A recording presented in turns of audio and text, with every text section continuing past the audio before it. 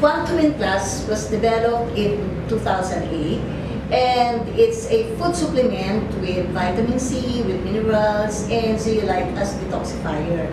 And it was developed kasi during that time, during my practice, I found out that there were so many patients na they have so many health problems, health complaints, pero actually, the root cause is only deficiency of minerals or deficiency of vitamin C or accumulation of toxin inside the body.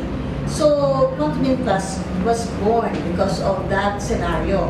Now, our plan, because this is already our 8th year, our plan is to actually go international dahil we have a lot of OFWs na nasa iba-ibang bansa.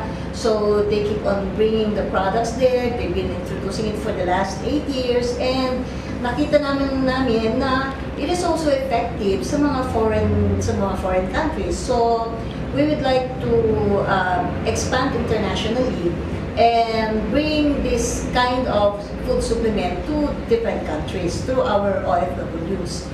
And so, we're inviting everyone